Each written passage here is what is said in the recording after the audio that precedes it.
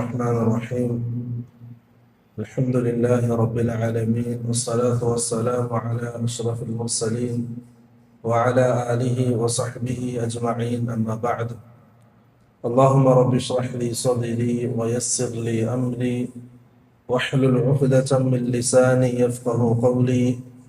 اللهم علمنا ما ينفعنا وانفعنا بما علمتنا وارزقنا علما نافعا يا رب العالمين. അല്ലാഹു സുബ്ഹാനഹു വ തആല നമ്മുടെ ഈ ഒരുമിച്ച് കൂടലിനെയും നമ്മൾ ഇവിടെ ചിലവഴിക്കുന്ന സമയത്തെയും ആഖിറത്തിൽ നമുക്ക് ഉപകാരപ്പെടുന്ന അമലായി നമ്മിൽ നിന്നും സ്വീകരിക്കുമാറാകട്ടെ. ഷൈഖുൽ ഇസ്ലാം മുഹമ്മദ് ബിൻ അബ്ദുൽ വഹാബ് റഹിമഹുല്ലാഹ് അദ്ദേഹത്തെ സംബന്ധിച്ചുള്ള ചെറിയ രീതിയിലുള്ള ഒരു വിവരണം, അദ്ദേഹത്തിന്റെ ജീവചരിത്രവുമായി ബന്ധപ്പെട്ട് ജനനം മുതൽ മരണം വരെയുള്ള ചെറിയ രീതിയിലുള്ള ഒരു ചരിത്രം വിവരിക്കാനാണ് ഉദ്ദേശിക്കുന്നത്. 18ാം നൂറ്റാണ്ടില് അറേബ്യൻ ഉപദ്വീപായ നജ്ദിൽ ഒരു ഇസ്ലാമിക പണ്ഡിതനായി, ഒരു പരിഷ്കർത്താവായി ജീവിച്ച ഷൈഖുൽ ഇസ്ലാം മുഹമ്മദ് ബിൻ അബ്ദുൽ വഹാബ് റഹിമഹുല്ലാഹ് ഇന്ന് കാണുന്ന സൗദി അറേബ്യയുടെ രൂപീകരണത്തിന്റെ പിന്നിലും നമ്മൾ ഇന്ന് കാണുന്ന സലഫി പ്രസ്ഥാനങ്ങളുടെ ആശയപരമായ അടിത്തറകൾക്ക് പിന്നിലും ഒരു നല്ല സ്വാധീനം അദ്ദേഹം നടത്തിയിട്ടുണ്ട്.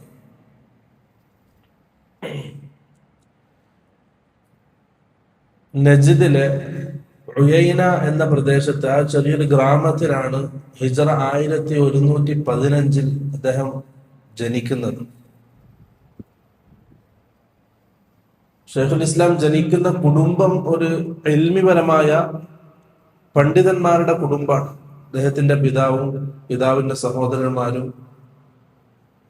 അവരൊക്കെ ഒരു പണ്ഡിത കുടുംബങ്ങളായിരുന്നു. ആ ഒരു ഇൽമിന്റെ കുടുംബത്തിൽ, പണ്ഡിതന്മാരുടെ കുടുംബത്തിലാണ് അദ്ദേഹം ജനിക്കുന്നത്. അദ്ദേഹത്തിന്റെ ഉപ്പ അബ്ദുൽ വഹാബ് ആ നാട്ടിലെ ഖാദിയായിരുന്നു. അദ്ദേഹം പഠനം ആരംഭിക്കുന്നതും പിതാവിൽ നിന്നാണ്.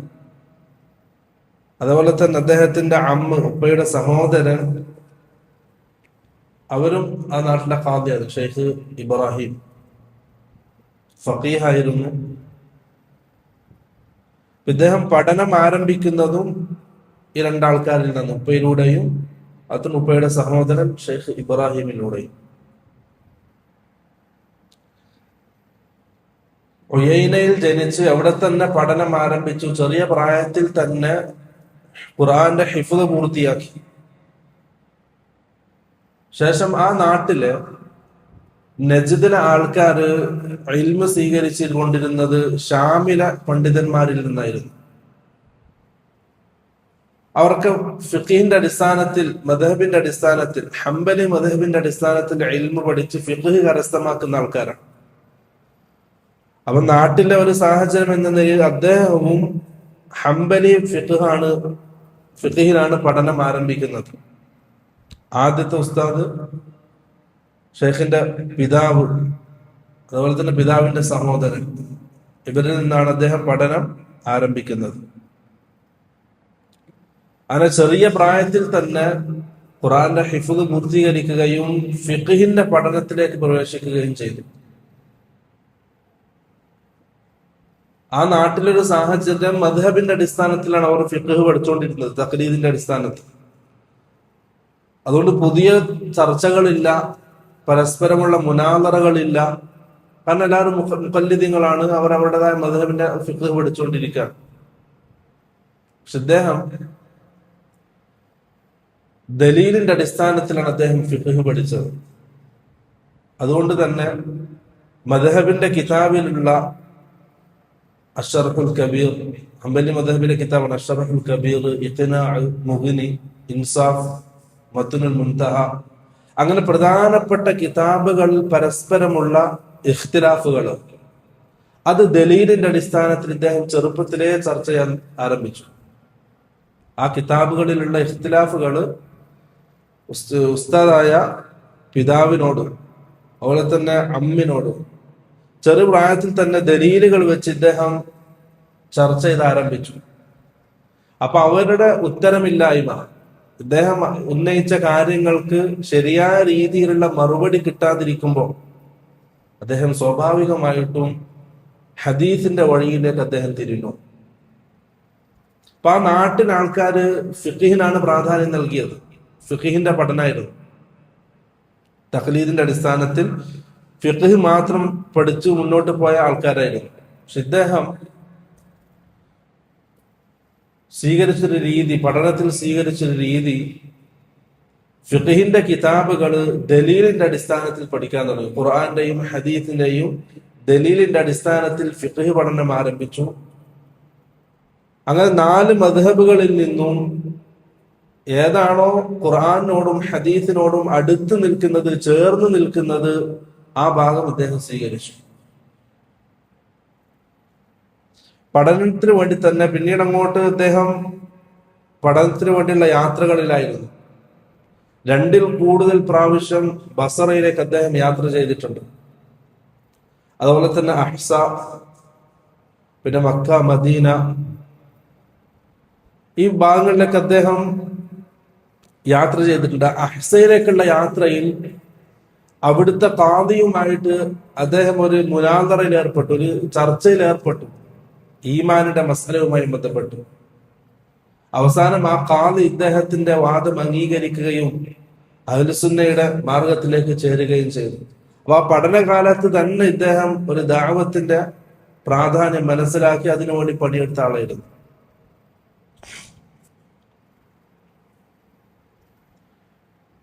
ദീർഘമായി അദ്ദേഹം യാത്ര ചെയ്തത് ബഗ്ദാദിലേക്കാണ്. നജ്ദിൽ നിന്നും ബഗ്ദാദിലേക്കും ഇൽമിനോട് യാത്ര ചെയ്തിട്ടുണ്ട്. സിബഗത്തുള്ള അൽ ഹൈദരി എന്ന പണ്ഡിതനിൽ നിന്ന് അവിടുന്ന് ഇൽമ സ്വീകരിച്ചിട്ടുണ്ട്. ഇപ്പൊ സ്വാഭാവികമായിട്ടും നജ്ദിൽ ആൾക്കാര് ഫിഖിഹിലാണ് സമയം കൊടുത്തത്. പക്ഷെ ഷെയ്ഖുൽ ഇസ്ലാം മുഹമ്മദ് അബ്ദുൽ വഹാബ് റഹിമഹുല്ലാഹ് ആ പണ്ഡിതന്മാരിൽ നിന്നും വിപരീതമായിട്ട് അഖീദയിലും ഹദീസിലും തഫ്സീറിലും സമയം ചെലവഴിക്കാൻ ആരംഭിച്ചു. ഷെയ്ഖുൽ ഇസ്ലാം ഇബ്നു തൈമിയ്യ റഹിമഹുല്ലാഹ്, അദ്ദേഹത്തിന്റെ ശിഷ്യൻ ഇബ്നുൽ ഖയ്യിം റഹിമഹുല്ലാഹ്, ഈ 2 ആൾക്കാരുടെയും കിതാബുകൾ മുമ്പിൽ വെച്ച് അദ്ദേഹം അഖീദയിൽ പഠനം ആരംഭിച്ചു. ഈ ഒരു കാര്യമാണ് ആ നാട്ടിലെ പണ്ഡിതന്മാരിൽ നിന്നും ഷെയ്ഖുൽ ഇസ്ലാം മുഹമ്മദ് അബ്ദുൽ വഹാബിനെ വേറിട്ട് നിൽക്കുന്നത്. അവരൊക്കെ അന്ധമായി തഖ്ലീദ് ചെയ്ത് ഫിഖിഹിന്റെ പഠനത്തിൽ മുന്നോട്ട് പോയപ്പോ അദ്ദേഹം അതിൽ നിന്നും വിപരീതമായി നാട്ടിലെ സാഹചര്യങ്ങൾക്കും നാട്ടിലെ പാരമ്പര്യങ്ങൾക്കും എതിരായിക്കൊണ്ട് അഖീദയിലേക്കും തഫ്സീറിലേക്കും ഹദീസിലേക്കും പഠനത്തിന്റെ സമയം ചിലവഴിച്ചു. അതുകൊണ്ട് തന്നെ ആ നാട്ടിലെ പാരമ്പര്യമായി നടക്കുന്ന കുറെ കാര്യങ്ങൾക്ക് അദ്ദേഹം എതിരായിരുന്നു. അദ്ദേഹം ദലീലിന്റെ പിറകെയാണ് സഞ്ചരിച്ചത്. ഫിഖ്ഹി മസലയാണെങ്കിലും അഖീദപരമായിട്ടാണെങ്കിലും ദലീലിന്റെ പിറകെയാണ് അദ്ദേഹം സഞ്ചരിച്ചത്. അപ്പൊ ചെറുപ്രായത്തിൽ തന്നെ ആ നാട്ടുകാർക്കിടയിൽ പല മസലകളിലും അദ്ദേഹം വേറിട്ട് നിന്നു. അങ്ങനെ പഠനകാലത്ത് എത്രത്തോളം പഠിക്കാൻ കഴിയും അത്രയും അദ്ദേഹം പഠിച്ചു. ഹംബലി മദ്ഹബിൽ ഒട്ടനവധി ഫിഖിഹിന്റെ കിതാബുകളിൽ അദ്ദേഹം സനദോടുകൂടി മുഅല്ലിഫിലേക്ക് എത്തുന്ന സനദോടുകൂടി പഠിച്ചിട്ടുണ്ട്. അതുപോലെ തന്നെ കുതുബു സിത്ത 6 പ്രധാനപ്പെട്ട ഹദീസ് ഗ്രന്ഥങ്ങളുടെ അദ്ദേഹം സനദോടുകൂടി മുഅല്ലിഫിലേക്ക് എത്തുന്ന സനദോടുകൂടി ആ ഹദീസ് ഗ്രന്ഥങ്ങൾ പഠിച്ചു പൂർത്തിയാക്കിയിട്ടുണ്ട്. അതുപോലെ തന്നെ ഇമാം മാലിക്കിന്റെ മുവത്ത, ഇമാം ഷാഫി റഹ്മത്തുള്ളാഹിയുടെ മുസ്നദ്, ഇമാം അഹ്മദ് ബിൻ ഹംബലിന്റെ മുസ്നദ്, ഇമാം ദാരിമിയുടെ പ്രധാനപ്പെട്ട ഗ്രന്ഥങ്ങൾക്കുള്ള എല്ലാ രീതിയിലുള്ള ഇജാസയും സനദും അദ്ദേഹം ചെറുപ്രായത്തിൽ തന്നെ നേടിയെടുത്തിട്ടുണ്ട്. ഈ രീതിയിൽ പഠനം പൂർത്തീകരിച്ച് ആ നാട്ടിൽ അദ്ദേഹം ആ നാട്ടുകാരെ ശ്രദ്ധിച്ചു. ആ നാട്ടുകാര് സമയം ചെലവഴിച്ചത് മുഴുവൻ ഫിഖിഹിന്റെ പഠനത്തിലായിരുന്നു. അതുകൊണ്ട് തന്നെ അഖീദയിലുള്ള അജ്ഞത, അറിവില്ലായ്മ ആ നാട്ടിലെ ബഹുഭൂരിപക്ഷം ആൾക്കാരെയും ഷിർക്കിലേക്കും ഖുറാഫാത്തിലേക്കും ബിദ്അത്തിലേക്കും കൊണ്ടെത്തിച്ചു. യഥാർത്ഥ അഖീദയിലുള്ള സഹാബാക്കളുടെ അഖീദ അനുസരിച്ച് ജീവിക്കുന്ന ഒരു സമൂഹം ഇല്ലാതായി മാറി. അവരുടെ അധികമായും ഷിർക്ക് സംഭവിച്ചത് ഖബറുകളിലൂടെയാണ്, ദർഗകളിലൂടെയാണ് ഷിർക്ക് സംഭവിച്ചത്. ഒട്ടനവധി ദർഗകൾ ആ നാട്ടിലുണ്ടായിരുന്നു. അതിൽ ഏറ്റവും പ്രധാനപ്പെട്ട ദർഗയാണ് സയ്യിദ് ബിൻ ഖത്താബ് റളിയല്ലാഹു അൻഹുവിന്റെ ഖബർ. ഉമർ റളിയല്ലാഹു അൻഹുവിന്റെ സഹോദരൻ, അദ്ദേഹത്തിന്റെ ഖബറായിരുന്നു അവിടെ ഏറ്റവും പ്രധാനപ്പെട്ട ഖബർ. അദ്ദേഹം നമ്മുടെ നാട്ടിലെ ആൾക്കാർ ഷെയ്ഖുൽ ഇസ്ലാം ഇബ്നു അബ്ദുൽ വഹാബ് റഹിമഹുല്ലക്കെതിരെ ആരോപിക്കുന്ന ഒരു ആരോപണം, അദ്ദേഹം സ്വയം പഠിച്ചതാണ്. അദ്ദേഹത്തിന് എന്തില്ല, സനദുള്ള ഉസ്താദുമാരില്ല, സ്വയം കിതാബുകളിൽ നിന്നും ഇൽമ കരസ്ഥമാക്കിയ ആളാണെന്നൊരു ആരോപണം. അത് തീർത്തും അപരാധമാണ്. അദ്ദേഹത്തിന്റെ പ്രഗത്ഭരായ ഉസ്താദുമാർ, ഒന്ന് അദ്ദേഹത്തിന്റെ പിതാവ് ഷെയ്ഖ് അബ്ദുൽ വഹാബ് ബിൻ സുലൈമാൻ, രണ്ടാമത്തത് ഷിഹാബുദ്ദീൻ അൽ മൂസിലി ഖാദി ബസറ, ബസറയിലെ ഖാദിയാണ് ഷിഹാബുദ്ദീൻ അൽ മൂസിലി. മൂന്നാമത്തത് ഷെയ്ഖ് ഹസൻ അൽ ഇസ്താംബൂലി, അതുപോലെ തന്നെ ഷെയ്ഖ് സൈനുദ്ദീൻ അൽ മഗ്രിബി, ഷെയ്ഖ് മുഹമ്മദ് ഹയാത്ത് സിന്ധി, മക്കയിലുള്ള ഹദീസ് പണ്ഡിതനാണ്. അദ്ദേഹത്തിന്റെ പ്രധാനപ്പെട്ട ഉസ്താദ്മാരുടെ ഒരാളാണ് ഷെയ്ഖ് ഹയാത്ത് സിന്ധി. അതുപോലെ തന്നെ ബസറയിലുള്ള ഷെയ്ഖ് മുഹമ്മദ് അൽ മജ്മൂഇ, ഇവരൊക്കെ അദ്ദേഹത്തിന്റെ പ്രധാനപ്പെട്ട ഉസ്താദുമാരാണ്. അത് അബ്ദുല്ലാഹ് ഇബ്നു ഇബ്രാഹിം ഇബ്നു സൈഫ് റഹിമഹുല്ലാഹു ജമീഅ, ഇവരാണ് പ്രധാനപ്പെട്ട ഉസ്താദുമാർ. ഈ അവസാനം പറഞ്ഞ അബ്ദുല്ലാഹ് ഇബ്നു ഇബ്രാഹിം ഇബ്നു സൈഫ് റഹിമഹുല്ലയിൽ നിന്നും അദ്ദേഹത്തിന് ഇമാം ബുഖാരിയിലേക്ക് എത്തുന്ന പല സനദുകളും അദ്ദേഹത്തിന് ലഭിച്ചിട്ടുണ്ട്. മുസൽസലായി അൽ മുസൽസലു ബിൽ അവ്വലിയ എന്ന രീതിയിൽ അർറാഹിമൂന യർഹമുഹുമുർ റഹ്മാൻ യർഹമു മൻ ഫിൽ അർളി യർഹമുകും മൻ ഫിസ് സമാ എന്ന ഹദീസിന്റെ സനദ് അദ്ദേഹത്തിന് രണ്ട് രീതിയിൽ കിട്ടിയിട്ടുണ്ട്. ഒന്ന് ഇബ്നു മുഫ്ലിഹ് വഴി, ഷെയ്ഖുൽ ഇസ്ലാം അഹ്മദ് ബിൻ തൈമിയ വഴി ഇമാം അഹ്മദിലേക്ക് എത്തുന്ന സനദ്. രണ്ടാമത്തത് അബ്ദുൽ ബാഖി വഴി ഷെയ്ഖുൽ ഇസ്ലാം ഇബ്നുൽ ഖയ്യിം റഹിമഹുള്ള വഴി, ഷെയ്ഖുൽ ഇസ്ലാം ഇബ്നു തൈമിയ വഴി അഹ്മദിലേക്ക് എത്തുന്ന രണ്ട് സനദ് ആണ് അദ്ദേഹത്തിന്റെ ഏറ്റവും ചെറിയ സനദ്. മുസൽസലാണ്. തന്റെ ഷെയ്ഖിൽ നിന്നും ആദ്യം കേട്ട ഹദീത്ത് അർറാഹിമൂന യർഹമുഹുമുർ റഹ്മാൻ എന്ന ഹദീത്താണ്. അത് തസൽസുലായിട്ട് വന്നതാണ്.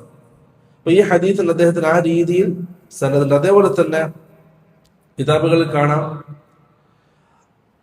അബ്ദുൽ ബാഖി അൽ ഹംബലി റഹിമഹുല്ലാ, അദ്ദേഹത്തിൽ നിന്നും സഹീഹുൽ ബുഖാരി ബുഖാരിയിലേക്ക് എത്തുന്ന സനദ്, അതേപോലെ തന്നെ സഹീഹ് മുസ്ലിം മുസ്ലിമിലേക്ക് എത്തുന്ന സനദ്, ഈ രണ്ടിന്റെയും ഷർഹുകളിലുള്ള പ്രധാനപ്പെട്ട ഷർഹുകളിലേക്ക് എത്തുന്ന സനദ്, അതേപോലെ തന്നെ ഹംബലി ഫിഖ്ഹിൽ ഒട്ടനവധി കിതാബുകളിലേക്ക് എത്തുന്ന അവരുടെ മുഅല്ലിഫുകളിലേക്ക് എത്തുന്ന സനദ്,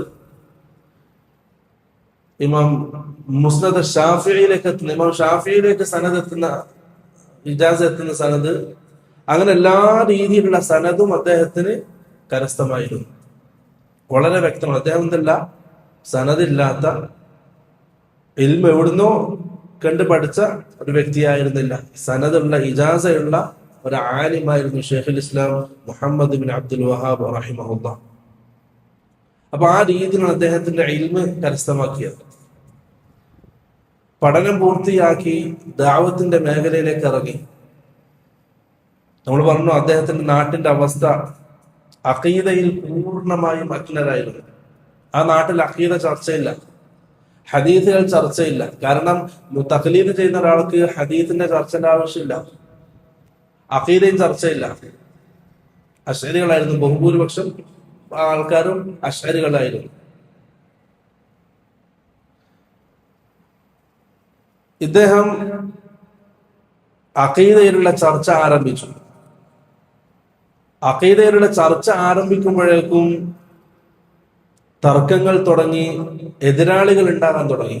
കാരണം പുതിയൊരു രീതിയാണ്, പുതിയൊരു അറിവാണ്, പുതിയ ഇൽമാണ് അവർ കേൾക്കുന്നത്. പാരമ്പര്യമായി കിട്ടിയ ഇൽമല്ല ഇത്. അതുകൊണ്ട് അദ്ദേഹത്തിന് എതിരെ ആൾക്കാരുണ്ടായി. ആ നാട്ടിലുള്ള ഉലമാക്കളും ദലാലത്തിന്റെ ആൾക്കാരും സാധാരണ ആൾക്കാരും ഷെയ്ഖുൽ ഇസ്ലാം മുഹമ്മദ് ബിൻ അബ്ദുൽ വഹാബിനെതിരെ തിരിഞ്ഞു.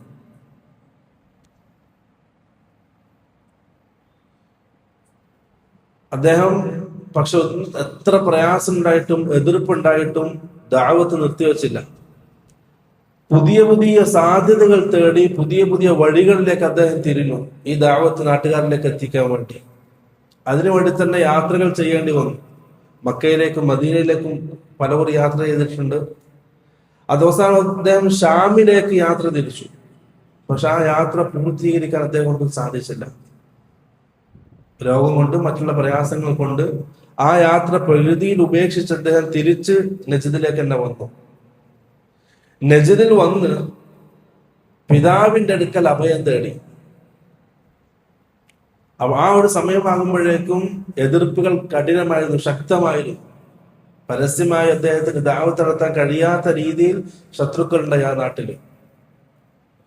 അദ്ദേഹം ഷാമിലേക്കുള്ള യാത്ര ഉപേക്ഷിച്ച് തിരിച്ച് നജിദിലേക്ക് വന്ന് പിതാവിന്റെ അടുക്കൽ അഭയം തേടി. പക്ഷെ ആ നാട്ടിലെ ഖാദിയായിരുന്ന അദ്ദേഹത്തിന്റെ പിതാവ് അഭയം നൽകിയില്ല. പിതാവിന്റെ അടുക്കലേക്കാണ് ആദ്യം ദഅവത്ത് നടത്തിയത്, അഖീദയിലേക്കുള്ള സഹീഹായ അഖീദയിലേക്കുള്ള ദഅവത്ത്. പക്ഷെ പിതാവ് അദ്ദേഹത്തെ സ്വീകരിച്ചില്ല. ആ നാട്ടിലെ ആൾക്കാര് അദ്ദേഹത്തിനെ കൊല്ലാൻ തീരുമാനിച്ചിട്ടുണ്ട്. അതിനുള്ള വഴികൾ അവർ തർത്തീബാക്കുന്നുണ്ടെന്ന് അദ്ദേഹം അറിഞ്ഞു. ഒരു കൂട്ടുകാരനിലൂടെ, ഒരു സ്നേഹിതനിലൂടെ ഈ വിവരം അദ്ദേഹം അറിഞ്ഞു. അദ്ദേഹത്തിന്റെ ഉപ്പ അതിനെതിരായിരുന്നില്ല, അനുകൂലിച്ചു. അപ്പൊ അവിടെ നിന്ന് എന്ത് ചെയ്തു? അദ്ദേഹം ഉയൈനയിലേക്ക് പോയി. ഒരു രാത്രി ഉയൈനയിലേക്ക് അദ്ദേഹം നാടുവിട്ടു. അന്ന് ഉയൈന ഭരിച്ചിരുന്നത് ഉസ്മാൻ ബിൻ മുഅമ്മർ എന്നൊരാളായിരുന്നു. Usman bin Muammar. അദ്ദേഹം ഉയൈനയിൽ ചെന്ന് അവിടുത്തെ ഹാക്കിമായ ഉസ്മാൻ ബിൻ മുഅമ്മറിനെ കണ്ടു. അദ്ദേഹത്തിന് ഈ ദഅവത്ത് എത്തിച്ചു. അത് അദ്ദേഹം അംഗീകരിച്ചു, അദ്ദേഹം സ്വീകരിച്ചു. ഇദ്ദേഹത്തെ സഹായിക്കാൻ എല്ലാ വാഗ്ദാനങ്ങളും അദ്ദേഹം നൽകി. അങ്ങനെ പിന്നീട് ഉയൈനയിലെ ഭരണാധികാരിയായ ഉസ്മാൻ ബിൻ മുഅമ്മറിനോടൊപ്പം അദ്ദേഹം ദഅവത്ത് ആരംഭിച്ചു. അദ്ദേഹം എല്ലാ രീതിയിലും ഇദ്ദേഹത്തെ സഹായിച്ചു. അങ്ങനെയാണ് ഉയൈനയിലുള്ള സയ്യിദ് ബിൻ ഖത്താബ് റളിയല്ലാഹു അൻഹുവിന്റെ ആ മഖ്ബറ, അതിൽ വലിയ ഖുബ്ബ ഉണ്ടായിരുന്നു, അത് പൊളിക്കാൻ തീരുമാനിച്ചു. ഇദ്ദേഹവും ഹാക്കിമും കൂട്ടിയിട്ട്. അപ്പൊ ഉസ്മാൻ ബിൻ മുഅമ്മറിനോട് ഇദ്ദേഹം പറഞ്ഞു, നിങ്ങൾ പൊളിക്കണം, കാരണം നിങ്ങളെ ഹാക്കിമാണ്, ജനം അംഗീകരിക്കും. പക്ഷെ അദ്ദേഹം ധൈര്യം കാണിച്ചില്ല. അദ്ദേഹം ഈ അഖീദ സ്വീകരിച്ചിട്ടുണ്ടെങ്കിലും അത് പൊളിക്കാൻ അദ്ദേഹം ധൈര്യം കാണിച്ചില്ല. അവസാനം ഷെയ്ഖുൽ ഇസ്ലാം മുഹമ്മദ് ബിൻ അബ്ദുൽ വഹാബ് റഹിമഹുല്ലാഹ് തന്റെ കരങ്ങൾ കൊണ്ട് ആദ്യമായി എന്ത് ചെയ്തു? സയ്യിദ് ബിൻ ഖത്താബ് റളിയല്ലാഹു അൻഹുവിന്റെ ആ ഖുബ്ബ, ആ മഖ്ബറ പൊളിച്ചു. ഈ വിവരം ആ നാട് മുഴുവൻ പാട്ടായി. അദ്ദേഹം ദഅവത്ത് ആരംഭിച്ചിട്ടുണ്ട്. കാരണം ഓരോ നാട്ടിൽ നിന്ന് പറഞ്ഞാണല്ലോ. ദഅവത്ത് ആരംഭിച്ചിട്ടുണ്ട്. നമ്മളെല്ലാം വളരെ പുണ്യമായി കണ്ട ആ ഒരു ദർഗ പൊളിച്ചിട്ടുണ്ട്. അപ്പോഴാണ് അഹ്സയിലുള്ള ഗവർണർ, ഉയൈനയിലുള്ള ഗവർണറായ ഉസ്മാൻ ബിൻ മുഅമ്മറിലേക്ക് ഒരു എഴുത്ത് കൊടുത്തേക്കുന്നത്. ഒന്നെങ്കിൽ മുഹമ്മദ് ബിൻ അബ്ദുൽ വഹാബിനെ നിങ്ങൾ കൊല്ലണം, അല്ലെങ്കിൽ നിങ്ങളുടെ സഹായം ഒഴിവാക്കിയിട്ട് അവിടുന്ന് നാട് കടത്തണം. ഇത് രണ്ടും ചെയ്തിട്ടില്ലെങ്കിൽ എന്റെ ഭാഗത്തുനിന്ന് നിങ്ങൾക്ക് കിട്ടുന്ന സഹായം ഞാൻ നിർത്തലാക്കും. അന്ന് ഇന്ന് കാണുന്നത് പോലെ വലിയൊരു സൗദി അറേബ്യ ഒന്നായിട്ട് ഒരു ഭരണത്തിന്റെ കീഴിലായിരുന്നില്ല. ഓരോ ചെറിയ ചെറിയ പ്രവിശ്യകളായി ഓരോ ഭരണാധികാരികളായിരുന്നു. ഇപ്പൊ ഉയൈനയിലാണ് ഇപ്പൊ ഇദ്ദേഹം നിൽക്കുന്നത്. ഉയൈനയിലെ ഭരണാധികാരി ഉസ്മാൻ ബിൻ മുഅമ്മറാണ് ഇദ്ദേഹത്തിന് സഹായം വാഗ്ദാനം ചെയ്തിട്ടുള്ളത്. അപ്പൊ അദ്ദേഹത്തിന്റെ കീഴിലാണ് ഈ ദർഗ പൊളിക്കുന്നത്. അപ്പൊ അഹ്സയിൽ നിന്നും ആ ഹാക്കിമ് ഈ ഹാക്കിമിനോട് പറഞ്ഞു, ഉസ്മാൻ ബിൻ മുഅമ്മറിനോട് പറയാണ്, ഒന്നുകിൽ നിങ്ങൾ എന്ത് ചെയ്യണം, മുഹമ്മദ് ബിൻ വഹാബിനെ കൊല്ലണം, അല്ലെങ്കിൽ അവിടുന്ന് നാട് കടത്തണം. ഈ രണ്ടും ഇല്ലെങ്കിൽ ഇതേ രീതിയിൽ അദ്ദേഹത്തിനോടൊപ്പം സഹകരിച്ച് മുന്നോട്ട് പോകാനാണ് തീരുമാനമെങ്കിൽ എന്റെ ഭാഗത്തുനിന്ന് നിങ്ങൾക്ക് ഉണ്ടാകുന്ന സാമ്പത്തിക സഹായം ഞാൻ നിർത്തലാക്കും. ഇത് കേട്ടപ്പോ ഉസ്മാൻ ബിൻ മുഅമ്മറിന് മനസ്സിനടക്കം തട്ടി. അദ്ദേഹം ബിൻ അബ്ദുൽ വഹാബിനോട് പറഞ്ഞു, എനിക്ക് ഹാക്കിമിനെ അംഗീകരിച്ചേ പറ്റൂ. അദ്ദേഹത്തിനെതിരെ പ്രവർത്തിക്കാൻ എനിക്ക് സാധ്യമല്ല. കാരണം ഭരണം ആഗ്രഹിക്കുന്ന ആൾക്കാരാണ്. അദ്ദേഹത്തിനെതിരെ പ്രവർത്തിക്കാൻ എനിക്ക് സാധ്യമല്ല. അവിടെ താങ്കൾ എന്ത് ചെയ്യണം? ഈ നാട് വിട്ടു പോകണം. ഒരു ഉച്ച സമയം, കൈലൂലന്റെ സമയമാണ്. അധികം ആരും പുറത്തില്ലാത്തൊരു സമയം എനിക്ക് അഭയം നൽകിയ വീട്ടിൽ നിന്നും ഷെയ്ഖുൽ ഇസ്ലാം മുഹമ്മദ് അബ്ദുൽ വഹാബ് റഹിമഹുല്ലാ ഇറങ്ങി നടന്നു. എങ്ങോട്ടേക്കാ പോകേണ്ടത്, എവിടേക്കാ പോകേണ്ടത് ഒരു ധാരണയില്ല. ആ പോകുന്ന സമയത്ത് അദ്ദേഹം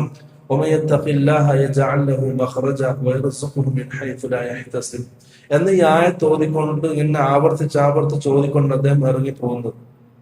കാരണം ഇതുവരെ ചെറിയൊരു അഭയം ഉണ്ടായിരുന്നു ഉസ്മാൻ ബിൻ മുഹമ്മദിന്റെ അടുക്കൽ. ഇപ്പൊ ആ അഭയം നഷ്ടപ്പെടാൻ.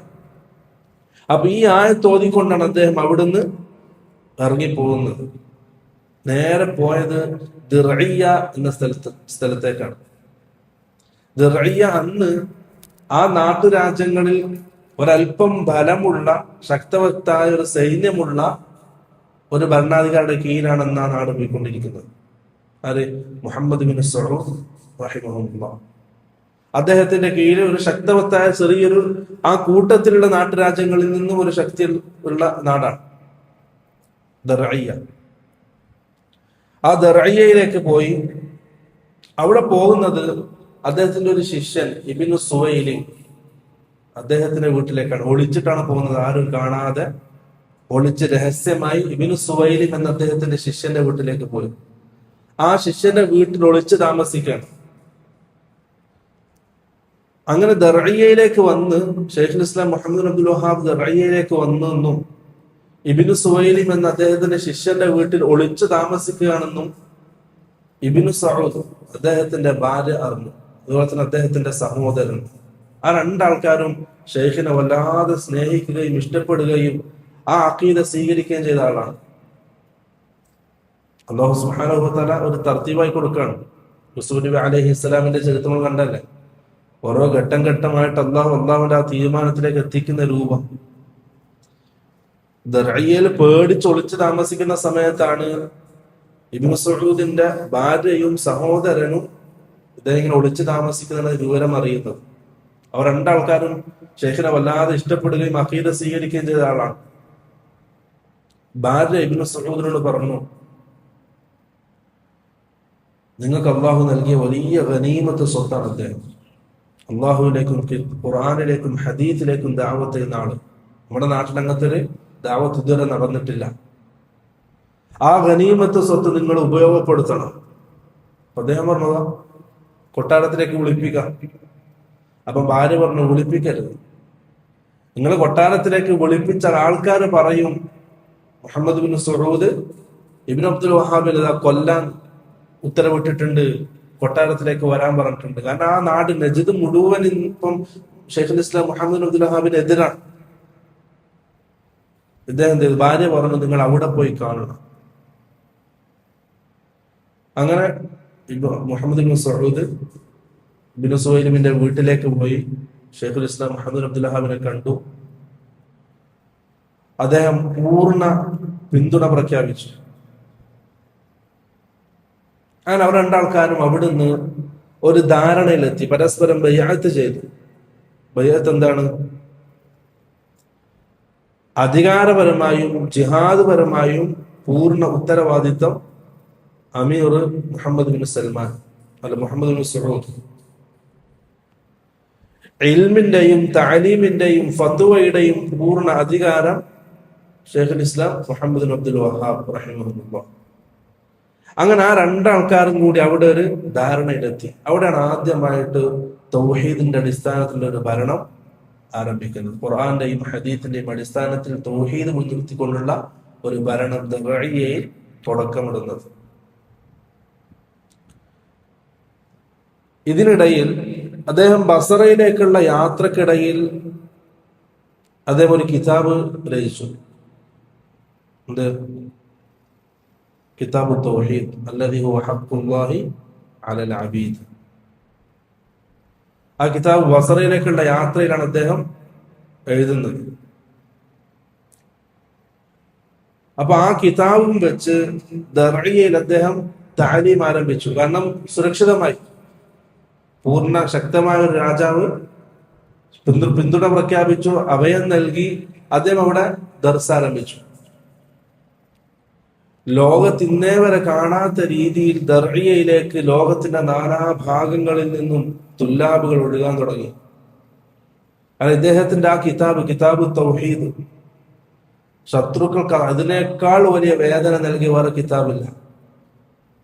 ഒരു രീതിയിലും അവർക്ക് എതിർക്കാൻ കഴിയാത്ത, ആരോപണങ്ങൾ ഉന്നയിക്കാൻ കഴിയാത്ത, ഒരു രീതിയിലും തകർക്കാൻ കഴിയാത്ത അത്രയും ശക്തവത്തായ ഖുർആന്റെ ആയാത്തുകളും സഹിയായ ഹദീസുകളും വെച്ചുള്ള ഗ്രന്ഥാണ് അത് കിതാബ് തൗഹീദ്.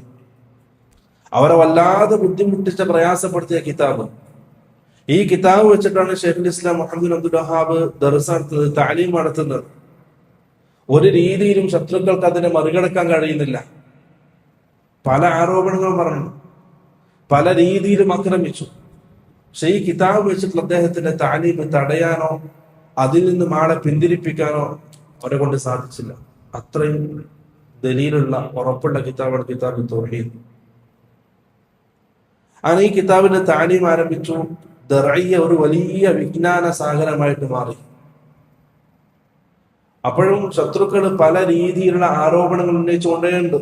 അദ്ദേഹം അതിനൊക്കെ വായടപ്പാൻ മറുപടി കൊടുത്തുകൊണ്ടേയിരുന്നു. കിതാബുകളിലൂടെയും അതുപോലെ തന്നെ ചെറിയ ചെറിയ നിസാരകളിലൂടെയും അദ്ദേഹം ഓരോ ആരോപണങ്ങൾക്കും മറുപടി കൊടുത്തു. അതൊക്കെ ഇപ്പം മത്ബൂആയിട്ട് പ്രിന്റഡായിട്ട് നമുക്ക് ലഭിക്കും, കിട്ടാനുണ്ട്. അദ്ദേഹം ആ കൊടുത്ത മറുപടികൾ നിസാരകളായിട്ടും കിതാബുകളായിട്ടൊക്കെ.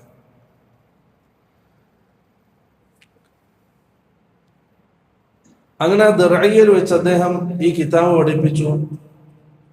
ആ കിതാബ് കൈമാറ്റം ചെയ്യപ്പെട്ട് ലോകത്തിന്റെ നാനാ ഭാഗങ്ങളിലേക്ക് എത്തി. ആർക്കും തടയാൻ കഴിയാത്ത രീതിയിൽ അദ്ദേഹത്തിന്റെ ആ ദഅവത്ത് ലോകത്തിലേക്ക് ഈ കിതാബിലൂടെയാണ് എത്തുന്നത്. അപ്പൊ ഈ ദഅവത്ത് ഇങ്ങനെ ആരംഭിച്ചു, ആൾക്കാർ കൂടിയപ്പോ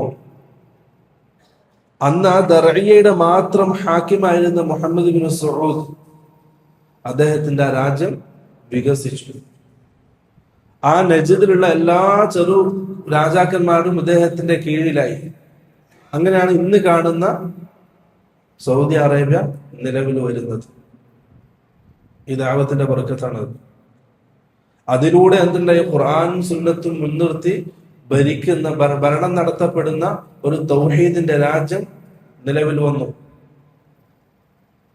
ആ ഒരു പാരമ്പര്യം ഇന്നും തുടർന്നുകൊണ്ടേയിരിക്കുകയാണ്. ഭരണവും കാര്യങ്ങളും ആലു സഊദും, ഇൽമും ഫത്വയും ആലു ഷെയ്ഖ്, അത് ഇന്നും തുടർന്നുകൊണ്ടേയിരിക്കുകയാണ്. അങ്ങനെ ദർഇയയിൽ വെച്ച് അദ്ദേഹം പിന്നെ വേറെ അടുത്തേക്കും യാത്ര ചെയ്യേണ്ടി വന്നില്ല. പൂർണ്ണമായിട്ടും സ്വാതന്ത്ര്യത്തോടും കൂടി അദ്ദേഹത്തിന്റെ ആ കിതാബ് തൗഹീദും മറ്റുള്ള ഗ്രന്ഥങ്ങളും പഠിപ്പിക്കാൻ അവിടെ സാഹചര്യം ഉണ്ടായി, അവസരങ്ങൾ ഉണ്ടായി. തുല്ലാബുകളൊക്കെ നാനാ ഭാഗങ്ങളിൽ നിന്നും ദർഇയയിലേക്ക് ഒരുമിച്ച് കൂടി. അദ്ദേഹം ധാരാളം ഗ്രന്ഥങ്ങളും അവിടെ നിന്നുണ്ടാക്കി.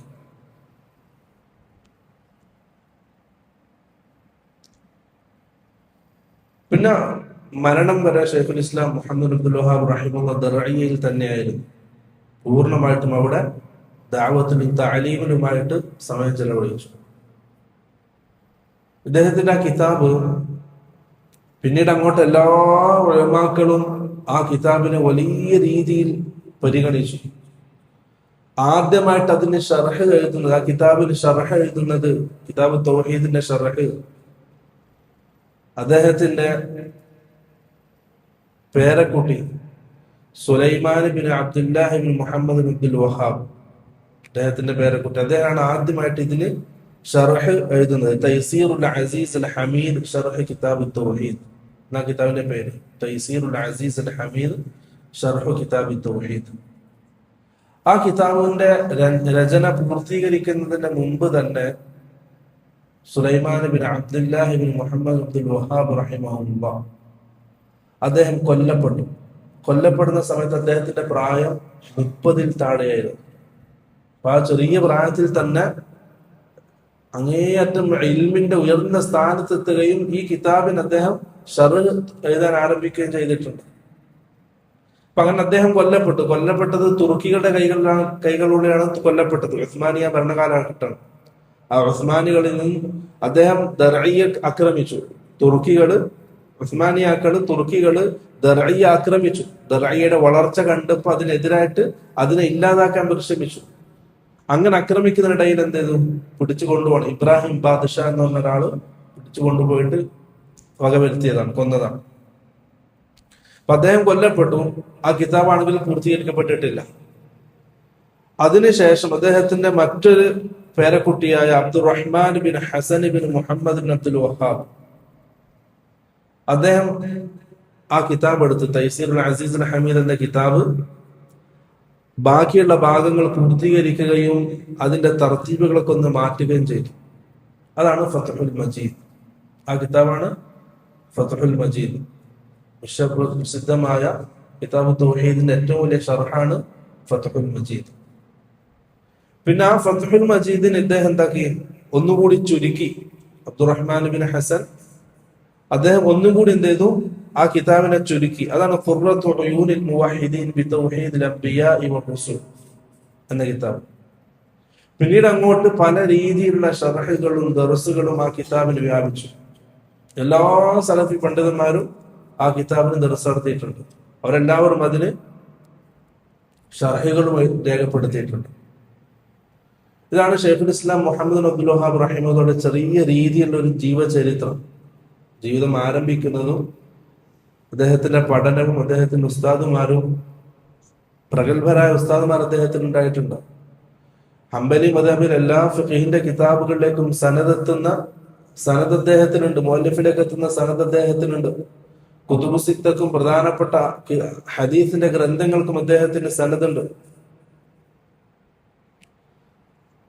ഉസ്താദുമാര് പിന്നെ ദാവത്ത് ആരംഭിച്ചു.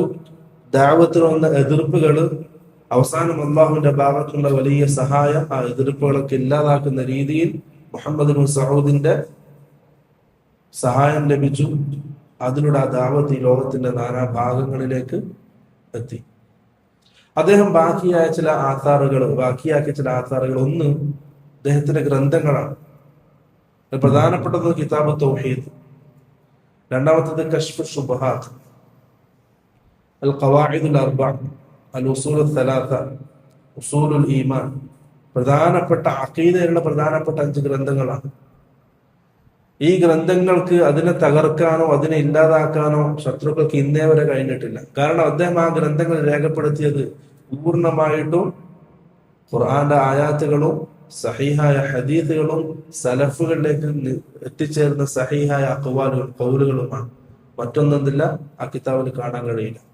സ്വന്തമായിട്ടൊരു അഭിപ്രായം ആ കിതാബിൽ കാണാൻ കഴിയില്ല. അതുകൊണ്ട് തന്നെ ഇന്നേ വരെ അതിനെ എതിർക്കാനോ ആ കിതാബിൽ ഇല്ലാതാക്കാനോ ശത്രുക്കൾ പരിശ്രമിച്ചിട്ട് അവർക്കൊട്ട് സാധിച്ചിട്ടുമില്ല. ഇന്നും അദ്ദേഹത്തിന്റെ ആധാറുകളായിട്ട് ഈ കിതാബുകൾ ബാക്കിയാണ്. ഫിഖഹിലും അദ്ദേഹത്തിന് ധാരാളം ഗ്രന്ഥങ്ങളുണ്ട്. പറഞ്ഞത് അഖീദയുമായി ബന്ധപ്പെട്ട 5 പ്രധാനപ്പെട്ട ഗ്രന്ഥങ്ങളാണ്. അദ്ദേഹം ശേഷിച്ച ജീവിതം ദർഇയിൽ തന്നെയായിരുന്നു. ദർഇയിൽ തഅലീമായിട്ട് കഴിഞ്ഞുകൂടി അവസാനം അദ്ദേഹത്തിന്റെ 92ാമത്തെ വയസ്സിൽ, ദീർഘകാലം ജീവിച്ചിട്ടുണ്ട്. 92ാമത്തെ വയസ്സിൽ ഒരു ശവ്വാൽ മാസം അവസാനം തിങ്കളാഴ്ച ദിവസം അദ്ദേഹം രോഗബാധിതനായി അവിടെ തന്നെ വഫാത്തായി. 1206 അദ്ദേഹം വഫാത്താകുന്നത്. ഹിജറ 1206 ദർഇയിൽ തന്നെ വഫാത്തായി. അവിടെ തന്നെയാണ് അദ്ദേഹം മറമാടപ്പെട്ടതും ദഫൻ ചെയ്യപ്പെട്ടതും അവിടെ തന്നെയാണ്. ഇതാണ് ഷെയ്ഖുൽ ഇസ്ലാം മുഹമ്മദ് അബ്ദുൽ വഹാബിന്റെ ചെറിയ രീതിയിലുള്ള ഒരു ജീവചരിത്രം. പക്ഷെ മറ്റുള്ള ഭാഗങ്ങൾ, ആ ജീവചരിത്രത്തിൽ വരുന്ന മറ്റുള്ള ഭാഗങ്ങൾ, അദ്ദേഹത്തിനെതിരെ ആരോപണങ്ങൾ, അതുപോലെ തന്നെ അദ്ദേഹത്തിന്റെ ദഅവത്തിന്റെ തഅ്സീറുകൾ, പക്ഷെ അത് മറ്റുള്ള ക്ലാസ്സുകളിൽ എന്ത് ചെയ്യും? വിശദീകരിക്കപ്പെടും. അല്ലാഹു സുബ്ഹാനഹു വ തആല അള്ളാഹുവിന്റെ ദീനിന് വേണ്ടി പണിയെടുക്കാനും സമയം ചെലവഴിക്കാനും നല്ല തൗഫീഖ് നൽകി അനുഗ്രഹിക്കുമാറാകട്ടെ. മരണത്തിന്റെ മുമ്പായി ഇങ്ങനെയുള്ള എന്തെങ്കിലും ശേഷിപ്പുകൾ ബാക്കിയാക്കി മരിക്കാൻ അള്ളാഹു നല്ല തൗഫീഖ് നൽകി അനുഗ്രഹിക്കുമാറാകട്ടെ. وآخر دعوانا الحمد لله رب العالمين. سبحانك اللهم وبحمدك أشهد أن لا إله إلا أنت أستغفرك وأتوب إليك. السلام عليكم ورحمة الله وبركاته.